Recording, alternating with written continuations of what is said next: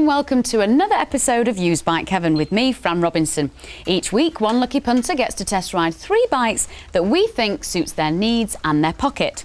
And then we furnish them with all the facts to make a purchase. This week, we've got 3 great middleweight starter bikes whose power will no doubt please the rider without frightening them. And as always, our resident expert Dr. Rod will be on hand to give some essential tips on bike maintenance. So on with the show, let's meet this week's test rider. Mark Thompson is a technical operative from North Wales. He passed his full bike test 6 months ago, and although he's ridden several bikes, hasn't yet taken the plunge and bought his own. He's on the lookout for a middleweight, comfortable commuter with fairing and oomph. Insurance is a big factor in his choice, as he has a tight budget. I'm sure we can come up with a selection to suit his needs. Mark has a maximum budget of £3,000 and being a fairly new rider wants to be cautious on the power front. We've chosen 3 well-known middleweights, all capable of long-distance commuting with ease and comfort and won't break the bank on the insurance front. All our bikes are between 4 and 7 years old and hopefully meet Mark's requirements of being solid and reliable. Let's go to the first bike of the day. First up, it's the Honda CB500S. Introduced in 1998 and manufactured in Italy, the CB is aimed at the European market. The CB500S has the same responsive 4-stroke twin-cylinder 8-valve water-cooled engine as the naked 500. With 58 brake horsepower and a claimed weight of 177 kilos, it has one of the best power-to-weight ratios in its class. If you want a day-to-day reliable runabout, then the CB500 is a good choice. Although it's aimed at commuters, it's certainly capable of longer trips as well. The S version means a top fairing, which gives adequate wind protection. It's insurance group 9, cheap to run and very reliable. Hi Mark. Hi Fran. How are you doing? Not so bad, yourself? I'm fine, thank you very much. You found bike number 1. I have indeed.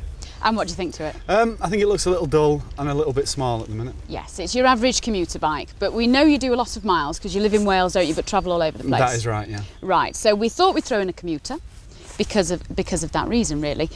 But it does look a bit average, doesn't it? It's not going to inspire me to want to go out at weekend. No, it's not really going to get the juices flowing. And also as well, I must say, this one is probably not the best example either. Right. It's not been particularly well cared for, I don't think. So, it may ride well though, and you may fall in love with it. Well, we'll have to find out. We'll get your helmet on and let us know. OK. Mark is testing a 2000 model, the youngest of the 3 bikes today, priced at $2,499. At motorway speeds, it has a 180-mile tank range and can easily get 55 miles per gallon. Its long gearing makes it surprisingly relaxed even at 80 to 90 miles an hour on a long journey. Check the suspension before buying, as this is a weak point, having been built to a price. When buying second-hand, avoid high mileage versions that have been used and abused by couriers.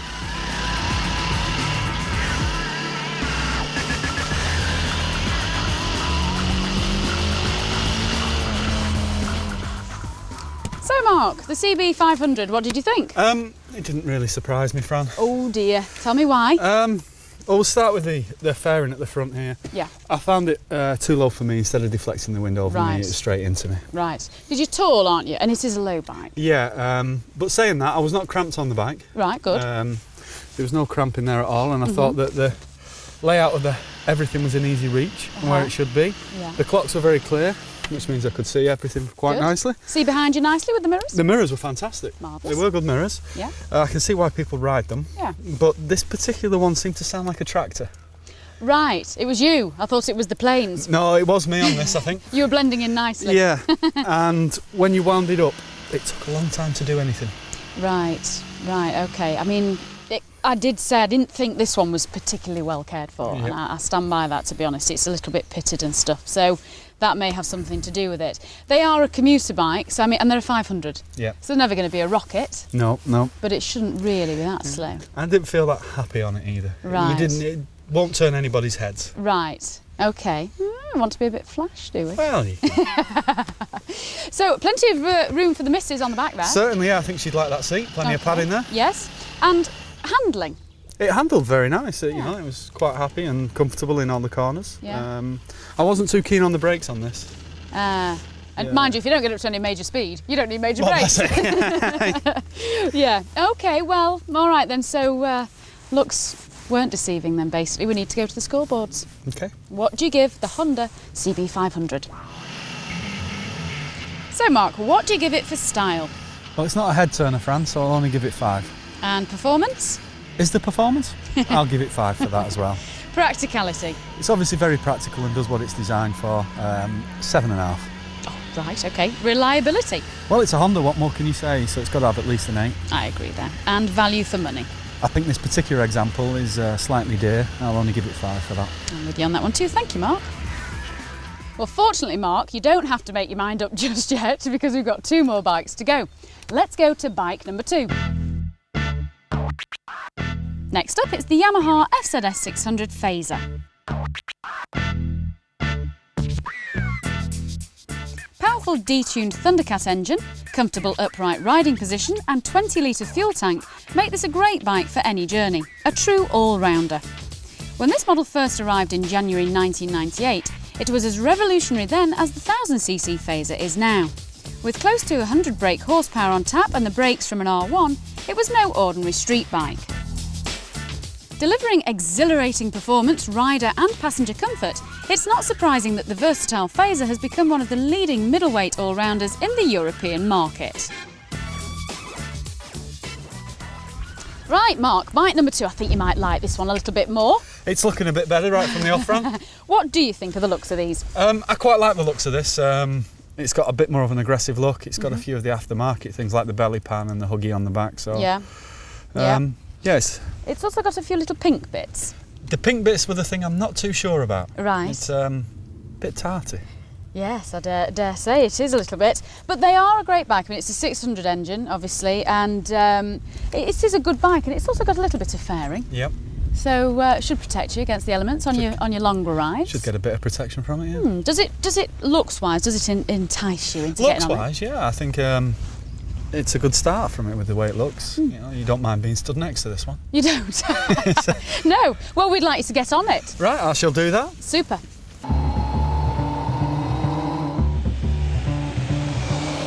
Mark is riding the 1998 model priced at £2,999. This model was replaced by the FZ6 in June 2003. For the money, the Fazer is an amazing bit of kit. It has plenty of performance that's easy to get the best from. The grunty and revvy 4-cylinder motor is more than merely usable. This is a great wheelie bike, but it's also up to chasing sports bikes along all but the fastest roads.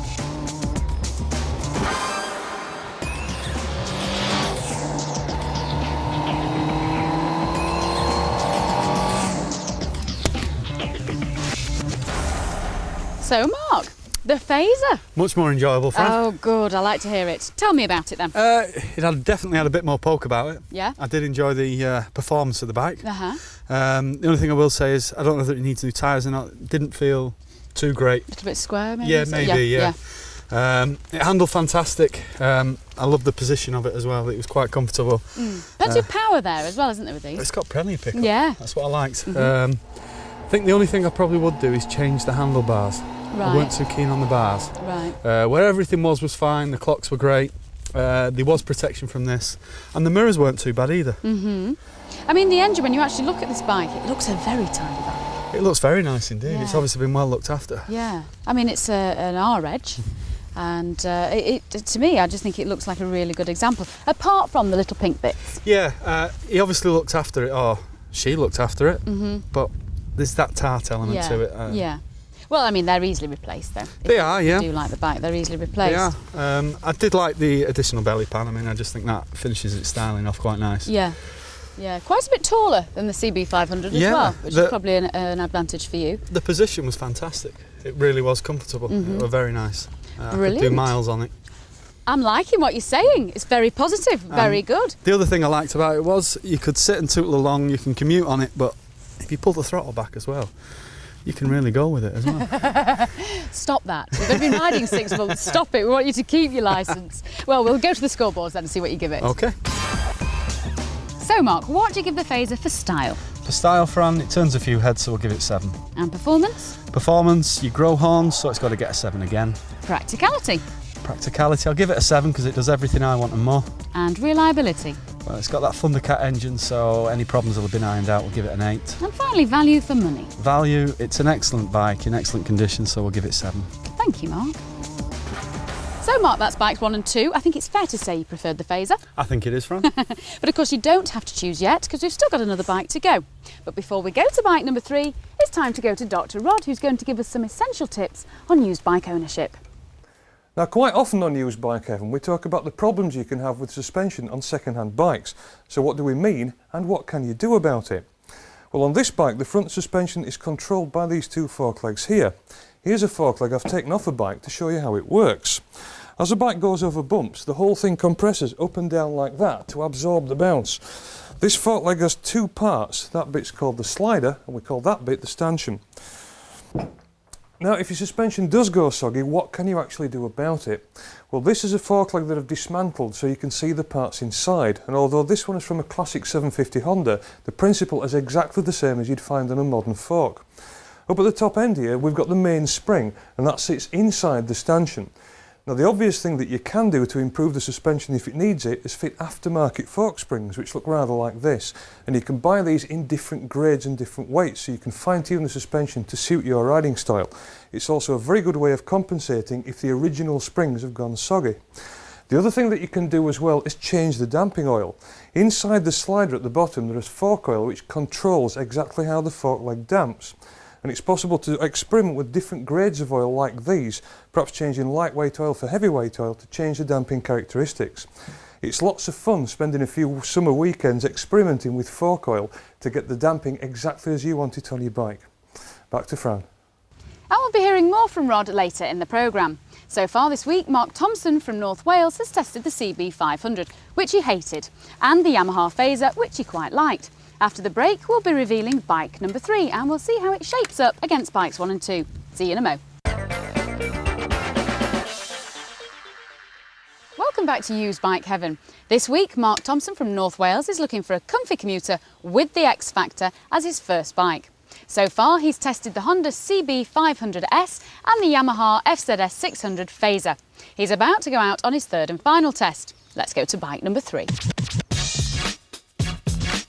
Last bike of the day is the Kawasaki ZX6R. Kawasaki broke the mould when they produced the ZX6R in 1995.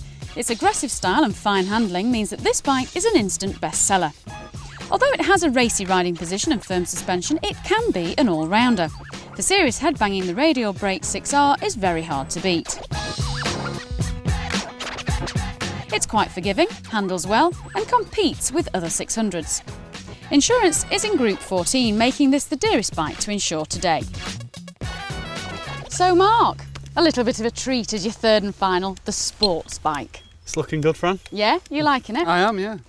Do you as a new rider, do you like sports bikes as a rule? I do like sports bikes, Fran. I think they look great. They've got everything you need, I think. Yeah. All the enjoyment, all the fun. My only concern is with a sports bike on long journeys is the weight on your wrists. Right, so it'll be very interesting to see what you think then. Yeah. So you like the look of it, you're pleased with the look? I think it looks fantastic, yeah. Marvellous. Get on board and tell us what you think. OK, I certainly shall.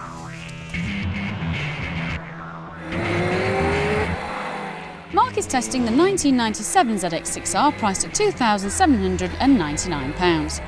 Perhaps not as reliable as the Honda or Yamaha, there have been a few problems with the quacks, but nothing that stands out in particular. Watch out for weather wear on the Ninja, along with crash damage as always.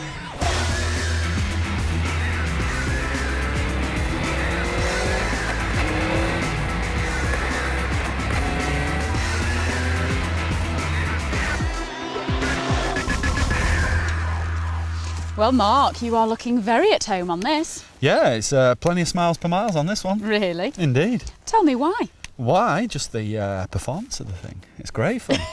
It just wants to go and go. Should I have let you out on this? Yeah, do you want it back? So how's the handling? Because obviously you've just got off 2 very different bikes, really, and then straight onto a sports bike. They are completely different, and this handled fantastic. It loves corners. Yeah. It really does like going into the corners. Yeah. The concern about the weight on the wrists on this particular bike is unfounded. Yeah. I mean, these aren't as aggressive. Obviously, there are bikes on the market that are very very aggressive. But these aren't, which is nice if you are going to do some miles. Yeah, the power delivery was very smooth as well, which was something else I quite liked. Yeah. You could pull the throttle open and it wasn't an amazing kind of thrust off. It was. Yeah, you didn't feel the front end was going to get the better of it. The front end was well planted. It just smooth and nice, and off it went. Good, good. Brakes all right for you? Oh, the brakes, yeah, they were very keen. You're really worrying me now. Nothing to be worried about. Yeah, the brakes work lovely. The bike stays straight when you brake heavy. It's yeah, it is. It's a very nice bike to ride. Everything's clear there, apart from the speedo where it's quite small, the numbers in it. So at a glance, you don't really notice too much. You do have to have a good look. By the sounds of it, it's probably better not to know with you today. Quite possibly, yeah. Now, obviously, you're going, I mean, comfort-wise, this is a different riding style to the other two. So how was that? Could you do plenty of miles on it? I think I could do plenty of miles on this, Fran, and I think they'd all be with a big grin in my helmet. You know? Everything's there where it should be, and I was surprised, actually, at how good the mirrors were. Yeah. And the fairing did offer a fair bit of protection, too. Because, I mean, this is your first bike. This is going to be your first bike. You're probably going to keep it, I would imagine, about a year, 18 months before you start thinking, that's nice on the market. Yeah, I think it will be, yeah. Do you, I mean, a sports bike could do it, could it? Oh, I think this one could, yeah. I mean, you can, I can do me daily travelling on it. Yeah. And then at weekends, yeah, I think I really would enjoy going out on it. Very, very good. Well, I think with that, we need to go to the scoreboards. Okay. So, Mark, what do you give it for style? It's definitely a looker, Fran, so I have to give it 8. And performance? It's got plenty of that, so an 8 again. Practicality? Not as practical as the others, so 7. Reliability? Well, it's been around a while, so 7 again. And value for money? I think it's slightly dear, so only a 7. So, Mark, you've ridden all 3 bikes, and overall on the scoreboard, the ZX6R wins. But you don't have to choose just yet, because we're going to go to Dr. Rod, who's going to give us a recap on each bike and the pros and cons of used bike ownership. The CB500S is a good, solid, sensible bike with a reputation for reliability, and it's much favoured by couriers, commuters and training schools. It's easy to handle too, with only the slightly soft suspension letting the side down. The CB500 has just been dropped from Honda's model range in favour of a new and improved 500 twin, which explains why this bike is on offer for less than £2,500. With 56 brake horsepower on tap and an 18-litre fuel tank, this is tonight's sensible option, and it should be a pretty safe bet. Just dropped from Yamaha's model range, the little Fazer will be sadly missed. The detuned Thundercat motor in a radical retro rolling chassis made a cracking road bike. Beware of the finish, which can degrade rather rapidly, and be prepared to spend some cash upgrading the front suspension, which always rather let the package down. But the brakes are superb, and the motor will continue to pull up to and well beyond the red line, and will carry on doing so for years. It's easy to service too, and at only £500 more than the Honda will deliver a lot more grins. This one looks to have been well looked after and has some tasty extras, so despite the bike's age, I'm going to give it the thumbs up. Kawasaki ZX6R did a runner with all the awards when it was first launched, and it can still cut the mustard today. However, it's by far and away the most expensive bike to run from tonight's choice. It eats consumables like chains and tyres and can cost an arm and a leg to insure. There are also tales in the trade of older bikes suffering from cam chain trouble, so listen carefully for any rattles before stumping up the cash. The data tool alarm will help to keep insurance costs manageable, but the Kawasaki's out-and-out sports bike riding position and blistering performance makes it just a little too focused to use as a daily commuter. At $2,799 the price is okay, and the bike will have bottomed out of its depreciation curve, so in that sense it's a lot of bike for little money. If Mark is looking for cheap speed, here it is. So Mark, you've had plenty of time to think about it. Which one is it going to be? I think, Fran, it's going to be the ZX6. You're a tease. I know. Well, I'm not even going to ask why, because I know it was pure grin factor. Indeed. Right, well, I think all that's left to do is to haggle. Let's go. Okay. Today's deal is being done at Wigan Honda in Wigan. Mark will be trying to haggle with John Deakin over the ZX6, which is currently on sale for $2,799. Okay, Mark, this is John. Hi, John. Hi, Mark. This is Mark. So we're interested in one of your bikes, John, fortunately. And over to you, Mark. All right. Well, I'd like to thank you for letting me the bikes to have a play on. You're welcome. And I'm interested in the ZX6. Great stuff. I wouldn't mind knowing a bit about the history. You know anything about that? We've got full surface history for the bike. Excellent. And about an MOT on it, how long's on that, do we know? If If it's got less than 6 months, I'll put 12 months MOT on it for you. Sounds good. But now we need to get down to the price. What's wrong with the price? I think it's quite high. What would you hoping to pay? For a bike like that, because it's getting quite old, some of the paintwork's looking tired, the wheels are not looking so hot, I'd probably say around 2.2-ish. Are we looking to pay for it? Cash. John's speechless at 2.2. That's the idea. I know. If I say yes, are you having it? Well, you said yes a bit easy, so now I want to know about a warranty on it. All our bikes come with 3 months warranty. All right, and a full tank of fuel? No. No. Enough to get you to the petrol station. Let's get to the petrol station. So it's on at 2.8. Would you do a deal at 2.2? Possibly. If you can do 2.2, I'll take the bike today. Why don't we meet in the middle at 2.4? Now you see, he said yes, and now he's changed his mind. And I'll include the full tank of fuel. And tax? 6 months? 12. Done. We've got a deal then. Marvellous. I shall leave you to it. Thank you. Hi, Fran. Hi, Mark. How'd you get on? Excellent, thank you. Wonderful. So you got the bike you wanted? I've got the bike and I got the deal I wanted, and I'm very happy. Brilliant. I love it when a plan comes together. Me too. So what are you going to do now then? Now I'm going to leave you to play here while I go and have some fun. Enjoy yourself. Thank you very much. Okay. Goodbye. Bye. Well, that's it for this week. Another happy customer. So see you next week for some more used bike heaven. Mark is getting on famously with his ZX6, but feels it won't be long before he wants something even sportier. Join us next week for another used bike heaven.